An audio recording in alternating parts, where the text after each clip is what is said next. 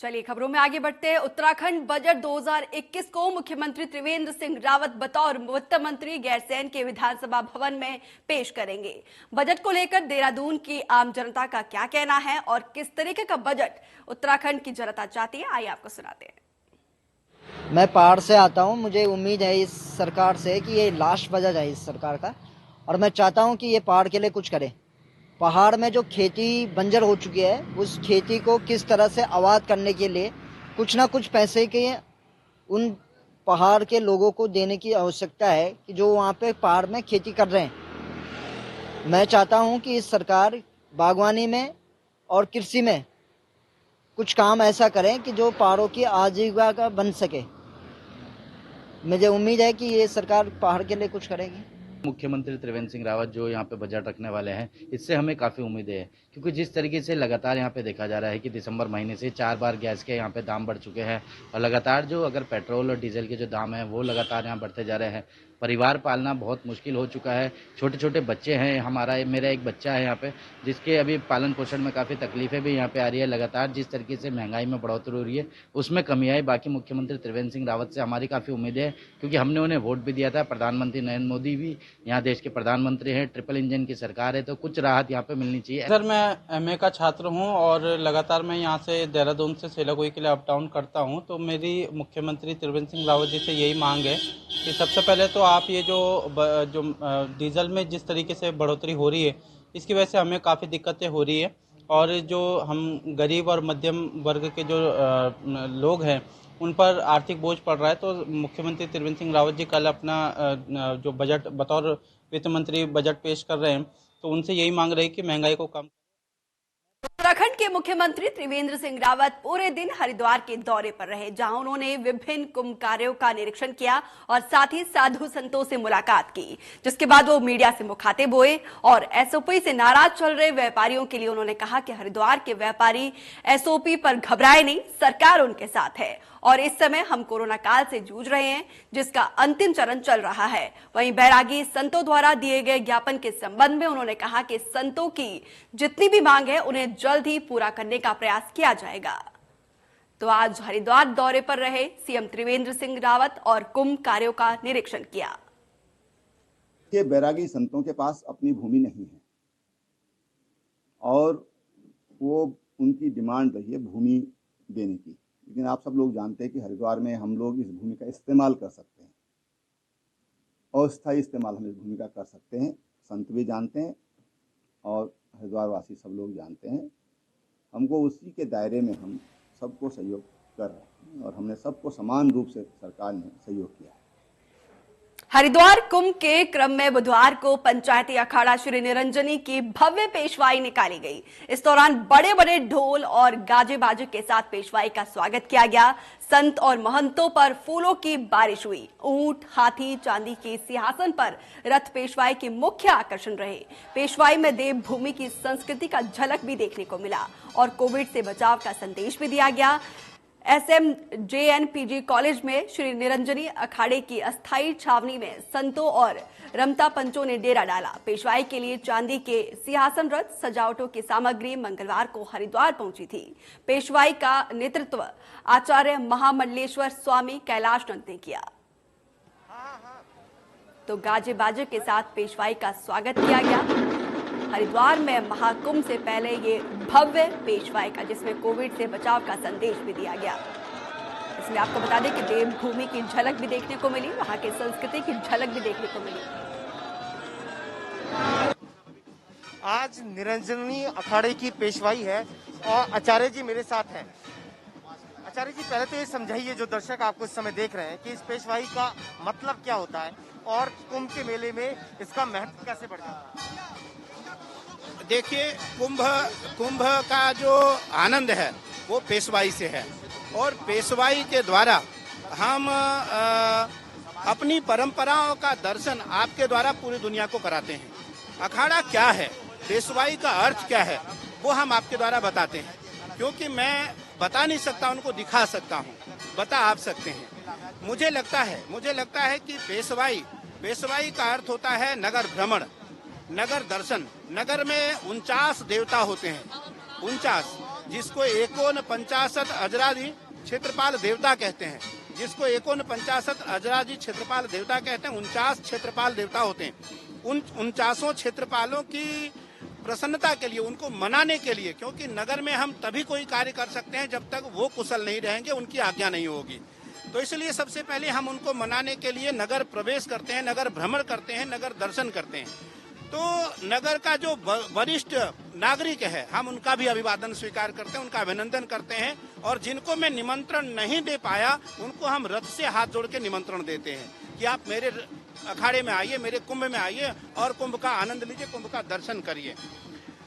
पेशवाई, क्योंकि सबसे पहले भगवान कार्तिक होते हैं हमारे जो आराध्य देव हैं, फिर हमारे निशान होते, फिर हमारे अखाड़े के नागा होते, फिर हमारे सन्यासी होते हैं, फिर हमारा आचार्य महामंडलेश्वर का रथ होता।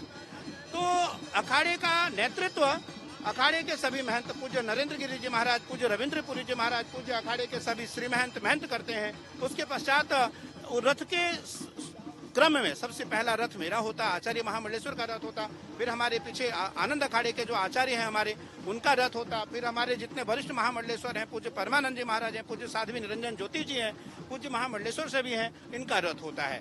उसके बाद हमारे महंत, श्री महंत और हमारे थानापतियों का, बड़ी वरिष्ठ लोगों का रथ होता है।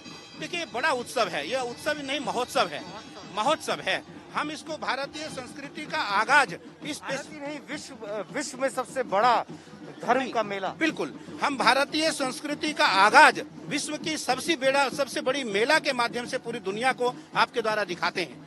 धन्यवाद गुरुजी। और तस्वीरें आप देख लीजिए कि किस तरीके से देश भर से जो साधु हैं वो अयोध्या में इकट्ठा होना, हरिद्वार में इकट्ठा होना शुरू हो गए हैं।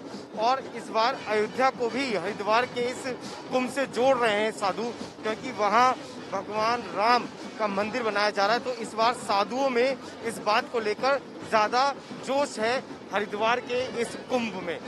ये जिक्र कई बार साधु लगातार कर रहे हैं कि इस बार का ये कुंभ का मेला और भव्य बनाने की कोशिश है, लेकिन दिक्कत कोरोना को लेकर है। ये आप तस्वीरें देख सकते हैं कि किस तरीके से पूरे देश भर से साधु यहाँ इकट्ठा, हरिद्वार में इकट्ठा होना शुरू हो गए हैं।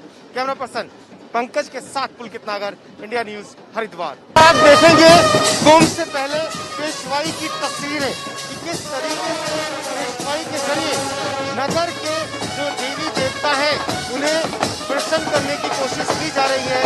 उनसे एक बड़े प्रोग्राम की अनुमति लेने की तैयारी है।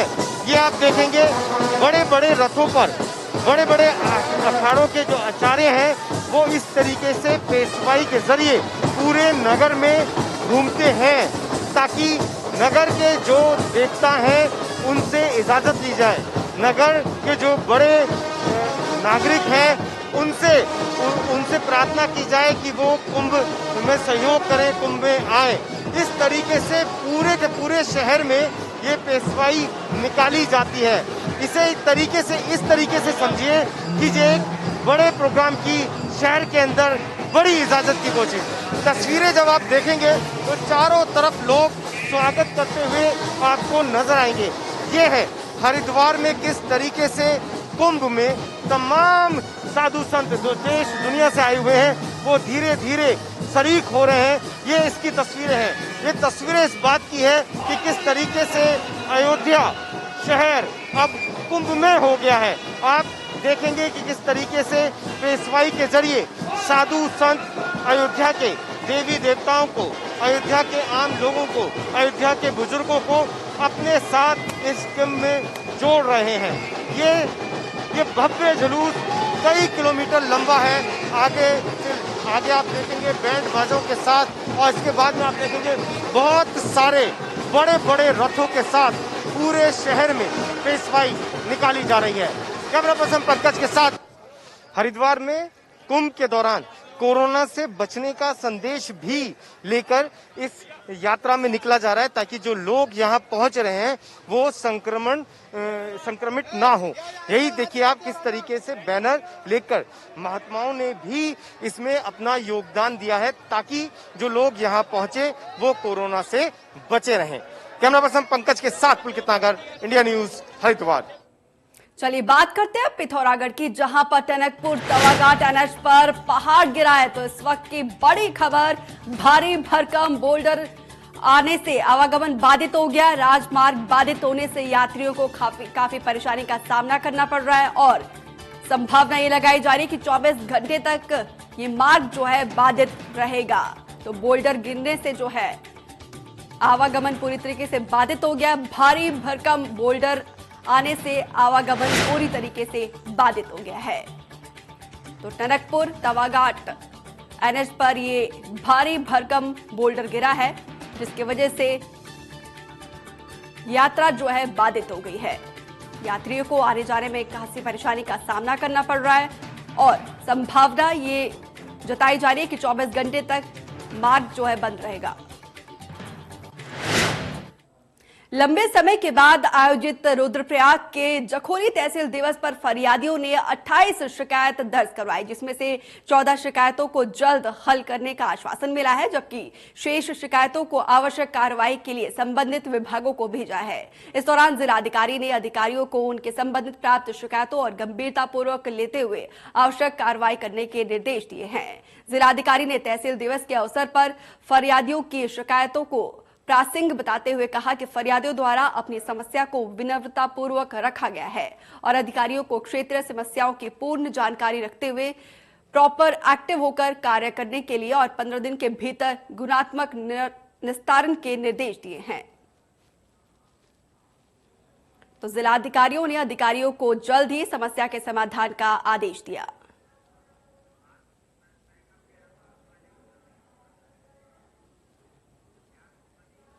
तो लंबे समय के बाद तहसील दिवस का आयोजन किया गया। उधर रुड़की नगर निगम के सामने गंगा घाट पर संत शिरोमणि रविदास जी की मूर्ति स्थापित करने की मांग को लेकर भीम आर्मी और संत शिरोमणि रविदास महासभा के सैकड़ों कार्यकर्ताओं ने ज्वाइंट मजिस्ट्रेट नमामि बंसल को एक ज्ञापन सौंपा, जिसमें उन्होंने गंग नहर घाट की मूर्ति स्थापित करने की मांग की है। इस दौरान ज्वाइंट मजिस्ट्रेट नमामि बंसल ने सभी कार्यकर्ताओं को आश्वस्त किया है कि संबंधित विभाग को पत्र भेजा जाएगा और जिसके चलते नियम के मुताबिक आगे की कार्रवाई की जाएगी।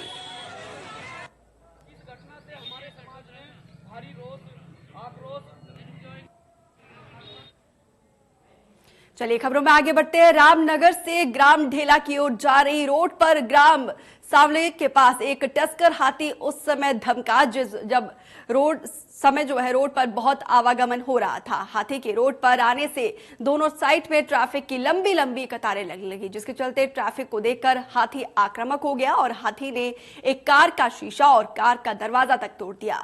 हाथी के उत्पात मचाने की खबर जब वन विभाग के अधिकारियों को मिली तो वन विभाग के कर्मचारी द्वारा हाथी को भगाने की कोशिश की गई। वहीं हाथी ने बाइक को भी क्षतिग्रस्त किया। मौके पर पहुंचे बिजरानी रेंजर राजकुमार ने अपनी टीम के साथ बमुश्किल से हाथी को जंगल की तरफ भगाया।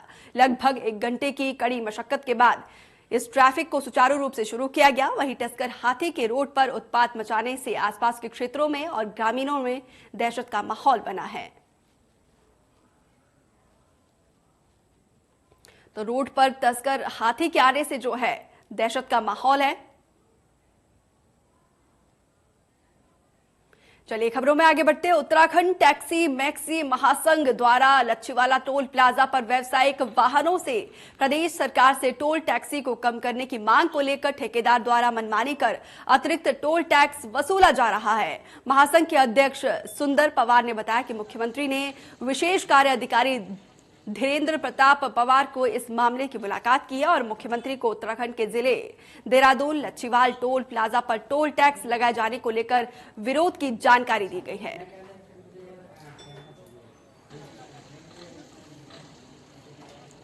तो टोल टैक्स को कम करने की मांग की जा रही है। पौड़ी श्रीनगर रोड पर गड़ोली चंदोला राय के पास हो रही गुलदार द्वारा घायल करने की घटनाओं को लेकर आक्रोशित गड़ोली चंदोला राय के ग्रामीणों ने जिलाधिकारी से मिलकर गुलदार के आतंक से निजात दिलाने की मांग की है। ग्रामीणों का कहना है कि विगत 15 से 16 दिनों के अंदर ही गुलदार ने 2 लोगों को घायल कर दिया। यहाँ गुलदार कई लोगों के पीछे भागा भी है और कई अप्रिय घटना ना घटे, इसके लिए ग्रामीणों ने जिलाधिकारी से गुहार लगाई कि क्षेत्र में स्कूल भी है, जिसके कारण स्कूली बच्चों के लिए यहां पर खौफ का माहौल है।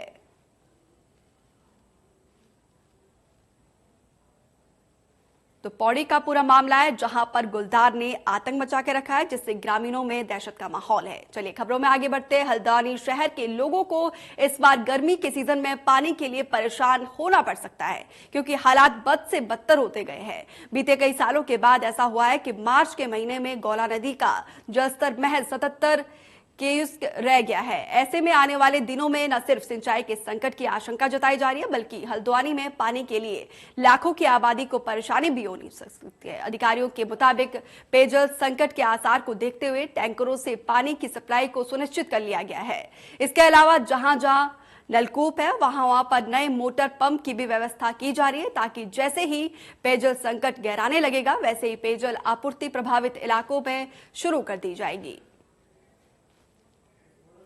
हल्द्वानी डिवीजन में गोला की सप्लाई शहर में पूरी तरह से निर्भर करती है गोला नदी पर।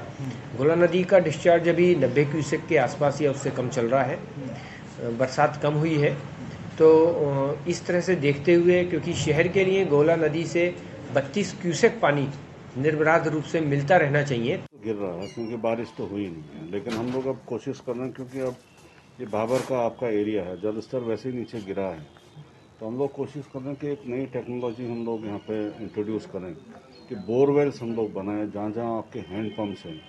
तो जैसे आपका नहर बह रहा है वहाँ पे, उसके आसपास बोरवेल बना के, बोरवेल होगा, बोरवेल जब बनेगा तो वो पूरा वाटर जितना नहर के आसपास को उसको रिचार्ज करेगा। नहीं, चलिए बात करते हैं रामनगर की, जहां पर कोरोना ने एक बार फिर से दस्तक दी है। तो इस वक्त की बड़ी खबर, कोरोना की 75 लोगों की रैपिड टेस्टिंग करवाई गई, जिसमें से 26 लोग कोरोना पॉजिटिव पाए गए हैं। आर्मी भर्ती की ट्रेनिंग में जाने वाले थे युवक, एक महिला भी कोरोना पॉजिटिव निकली है। तो रामनगर की ये अपडेट कोरोना को लेकर हम आपको दे रहे हैं, जहां पर रामनगर में एक बार फिर से कोरोना का कोहराम देखने को मिला है।